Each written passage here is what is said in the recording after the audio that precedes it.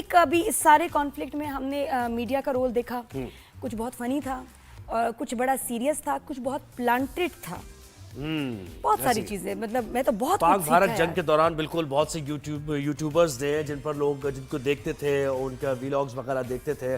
बहुत से लोगों ने अच्छा किरदार अदा नहीं किया, उनको भी लोगों ने मार्क किया, जो मुल्क से बाहर बैठकर भी, मुल्क के अंदर बैठकर भी कुछ जस्टिफाई करने की कोशिश कर रहे थे भारत के एक्शंस को, और पाकिस्तान का जो रिस्पांस था उस पर वो तनकीद कर रहे थे। लेकिन बहुत से हमारे यूट्यूबर्स, मीडिया पर्सन्स ने बहुत बेहतरीन किरदार अदा किया और जहाँ जहाँ रिप्रेजेंट किया। इंटरनेशनल मीडिया तो देखे ना, जैसे ही कहीं कोई ऐसी सूरत हाल बनती है तो इंटरनेशनल मीडिया वहाँ से इंटरव्यूज देता है, जर्नलिस्ट को बुलाता है, फेमस यूट्यूबर्स को बुलाता है। और तो इंडिया, बहुत भारत के जबरदस्त मीडिया में तरीके तो हमने से देखा कि आप बुलाते तो वो लोग गेस्ट को हैं लेकिन बोलने नहीं देते, या उनके ऊपर ऐसी चढ़ाई कर देते हैं, उनको इंटिमिडेट करने की कोशिश करते हैं, उनके हमारे पाकिस्तानी जो लोग हैं उनके माइक्स बंद कर देते हैं, बहुत सारी। लेकिन इस दफा हमारे भी लोग थोड़े से तैयार थे। तो हमें इस वक्त हमें ज्वाइन किया है शहजाद गयास ने, जो कि इस इंटरव्यू में मौजूद है। Look at her expressions, look at her expressions, she is raising her eyebrows, the way she is smiling, the way she is listening. Barkha Dutt को कुछ हो गया है। बिल्कुल ऐसा ही है। तो शहजाद, आपको वेलकम करते हैं शो पर। उधर तो आपने बहुत अच्छा मुकदमा लड़ा भी पाकिस्तान का, जितना आपको मौका दिया गया भारतीय पार्टिसिपेंट्स तो बोलने नहीं दे रहे थे। खैर, मुझे ये बताइए, एक चीज हमने ऑब्जर्व की उस शो में कि बरखा दत्त, जो कि एक क्रेडिबल जर्नलिस्ट समझी जाती हैं, और जर्नलिस्ट का काम ही होता है कि दूसरे का मौक़िफ़ आए फिर आपका काउंटर मौक़िफ़ हो अगर वो दे, लेकिन वो पूरे शो में हिना रब्बानी खर के खिलाफ बोलती रही। इस बारे में थोड़ा सा यहाँ से गुफ्तगू का आगाज करते हैं। जी, अस्सलाम वालेकुम। इस सवाल के जवाब के लिए तो शायद आपको बरखा दत्त को अपने शो पे बुलाना पड़े, लेकिन मेरी राय में एक कोशिश की गई थी, वो पियर्स मॉर्गन की तरफ से भी की गई, वो बरखा दत्त की तरफ से भी की गई, कि हिना रब्बानी खर को कॉर्नर कर दिया जाए। जिस तरह फ़लस्तीन के जो शोज़ किए हैं पियर्स मॉर्गन ने, उसमें भी आपने देखा होगा कि सवाल शुरू ही इससे होता है कि क्या आप अक्टूबर 7 को और हमास को कंडेम करते हैं, तो उससे पूरी की पूरी जो गुफ्तगू है वो फ्रेम हो जाती है। तो बरखा दत्त ने भी ये कोशिश की कि शुरू में ही एक टाइमलाइन पेश कर दी जाए जिसके थ्रू हिना रब्बानी खर कॉर्नर हो जाएं, और फिर जो पूरी फ्रेमिंग ऑफ द आर्ग्यूमेंट या फ्रेमिंग ऑफ द डिस्कशन है वो सक्सेसफुली बरखा दत्त कर दे, और हिना रब्बानी खर कोई अपना पॉजिटिव केस ना प्रेजेंट कर सकें, सिर्फ यस और नो में उनको कॉर्नर करने की कोशिश की जा रही। अच्छा, आप अगर आप वीडियो देखें ना, आप सबके एक्सप्रेशंस देखें कि कितने सीरियस सब एक्सप्रेशंस दे रहे हैं। बरखा दत्त दो तीन चीजें कर रही है, तो हंसे जा रही है बेवजह, ठीक है, फिर एक्सप्रेशंस दे रही है जैसे किसी फिल्म में काम कर रही है, कोई सीरीज का पार्ट है। तीसरा आप ये देखें कि ये कट कर रही है, जहां शहजाद गयास बात करने की कोशिश करते थे, she would interrupt, she would overlap, ताकि उनका जो जवाब है रजिस्टर ना हो, क्योंकि उसमें लॉजिक था और इनको समझ आ रही थी। तभी कोई जर्नलिस्ट ऐसा करता है जब आप ओवरलैप करें, तो इसका मतलब है एक स्टेज पे क्या हुआ कि शहजाद ने बात करने की भारत के अंदर जो मसाइल है, प्रॉब्लम्स है, और बीजेपी की जो हुकूमत बनी है शिवसेना के साथ मिलकर, वो एक्सट्रीमिस्ट माइंडसेट और कितनी सारी तंजीमें, ये वो बात करने की कोशिश कर रहे थे, तो उनको रोक दिया गया वहां पर। शहजाद, यहां पर जाहिर है तो हम प्लेटफॉर्म आपको दे रहे हैं, कौन कौन सी ऐसी तंजीमें जरा खुल के बताइए भारत के अंदर जो बीजेपी के साथ है और उनके दस्तोपा बने हुए हैं, उनको मजबूत कर रहे हैं। जी देखें, ऐसा तो बिल्कुल नहीं है कि कोई झुठला सकता है कि इंतहा पसंद तंजीमें जो हैं वो पाकिस्तान में भी ऑपरेट कर रही होती हैं। लेकिन मेरी नज़र में जो थोड़ी ज्यादती की जा रही थी वो ये थी कि कोशिश की जा रही थी कि पाकिस्तान को किसी तरह टेररिस्ट स्टेट लेबल कर दिया जाए, इस तरह कि भाई पाकिस्तान से तो बात भी नहीं की जा सकती, पाकिस्तान तो टेबल पे भी नहीं आ सकता, पाकिस्तान के खिलाफ मिलिट्री एक्शन ही लेना पड़ेगा, जिस तरह पियर्स मॉर्गन ने भी बोला। तो फिर इंडिया क्या ही करता, उनकी तो मजबूरी थी पाकिस्तान के ऊपर हमला करना। तो इसलिए मुझे लगा कि थोड़ा आईना दिखाने की ज़रूरत है। ऐसा नहीं है कि पाकिस्तान में इंतहा पसंद तंजीमें नहीं हैं, लेकिन इंडिया में भी है। तो ऐसा तो बिल्कुल नहीं है कि अगर कोई इंतहा पसंद तंजीम एक मज़हब का नाम ले तो वो इंतहा पसंद होती है, और अगर वो किसी दूसरे मज़हब का सहारा लेकर उसी तरह की इंतहा पसंदी करे या दहशत गर्दी करे तो उसका जिक्र नहीं आएगा। तो मेरी यही कोशिश थी कि हिस्टोरिकली अभिनव भारत या आरएसएस ने जो टेररिज्म किए हैं, बॉम्ब ब्लास्ट किए हैं, वो भी लिस्ट किए जाएं, क्योंकि रणवीर अलाहाबादिया जो हैं वो कह रहे थे बचपन से जब उन्होंने देखा है जो दहशतगर्दी इंडिया में हुई है उसके पीछे पाकिस्तान था। तो फिर मैंने उनको कुछ वाक़ये बताए जिसमें हिंदुत्व एक्सट्रीमिस्ट ऑर्गेनाइजेशन उन्होंने दहशतगर्दी की थी, ताकि आलमी दुनिया को सिर्फ ये बयानिया ना जाए कि जब कभी इंडिया में दहशतगर्दी होती है उसके पीछे यकीनन पाकिस्तान होता है। जी, रणवीर ने तो मेरा ख्याल हिस्ट्री पढ़ी है अपनी फिल्मों से। पढ़ा उसने कुछ नहीं होगा, उसको देख के नहीं लगता कभी उसने कोई रिसर्च की होगी या उसको कुछ पता है कि उसके अपने शोज जो इतने कंट्रोवर्शियल है उस पर इसको इतनी गालियां पड़ रही हैं, बैकलैश है, कंप्लेन्स उसके ऊपर हुई हैं लीगली, और ये माफिया मांगता फिर रहा है। इसका इस शो में शिरकत करना एक सवाल है पियर्स मॉर्गन पे कि इज दिस योर क्रेडिबिलिटी? आपके ऐसे पैनल को चूज करेंगे? कहाँ आप सबको लेके आ रहे हैं? और ये कहाँ साबिक फजूल वज़ीर ख़ारिजा आदमी- हिना रब्बानी खैर, जी, देखिए ना। कहाँ वो और कहाँ ये रणवीर वाली। तो ये अच्छा, उनके अपने मीडिया ने बहुत बोला है कि, और जब इससे कोई सवाल पूछा भी पियर्स मॉर्गन ने कि जी आपने एक ट्वीट करके डिलीट क्यों कर दिया, तो जो भी उसके बिग डैडीज को जवाब दे रहे थे या उसका दोस्त या जो भी, पता था उसको कि ये अपनी बेइज्जती करवा के आएगा, और ये एकदम ब्लैंक हो गया।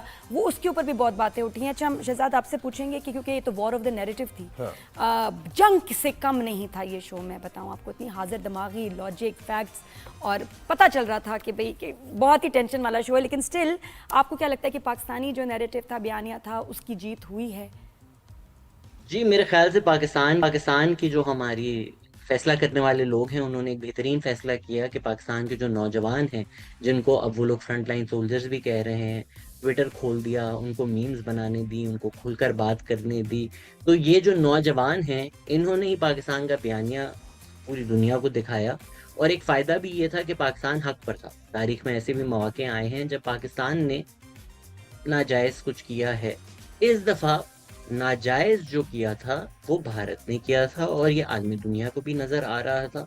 तो क्योंकि पाकिस्तान सच पे था, क्योंकि पाकिस्तान हक पे था, उसके साथ साथ जिन लोगों ने ये बयानिया बयान किया बड़ी खूबी से, वो यूट्यूब पर हो, ट्विटर पर हो, वो जोक्स मीम से हो, इस वजह से इस बयाने को काफी पजीराई मिली दुनिया भर में। ये है कि इस वक्त तो अब के तो बिल्कुल ही बेसलेस, और भारत खुद ही यानी उसने एक ऐसा काम किया कि जिसमें उसको फंसना था, और उसके अंदर जो नैरेटिव बना था वो यही बनना था। कितना ही डिफेंड कर ले, उसने उन सहाफियों को भी इस आग में झोंक दिया जिनके बारे में जिनको सुना जाता था। अच्छा, मुझे अब आप बताएं, ये देखिए ऐसे शोज में क्या होता है जोहेब, कि जो मीडिया होता है ना जिस मुल्क का, वो अपने हिसाब से उसकी कटिंग करेगा शो की, उनको जोड़ वोड़ के कुछ एक अलग सी पिक्चर बना के अपने मुल्क में चला देंगे। और असली बात ये कि जी शहजाद ने क्या जबरदस्त जवाब दिए, वो नहीं इंडिया वाले चलाएंगे। बिल्कुल तो ऐसे ही। ये इस तरह भी उन्होंने और शरारत वो की है। देखे ना, ये जो शहजाद बात कर रहे हैं बिल्कुल सही कर रहे हैं कि दहशतगर्दी ये माइंडसेट है, ये कोई किसी, इसको आप मजहब से कैसे जोड़ सकते हैं? एंड जवाब नहीं देते थे, बस टेररिस्ट, आप terrorist- टेररिस्ट स्टेट, और आपके पास कुछ नहीं है बिकॉज आपके पास वाकई कुछ नहीं है।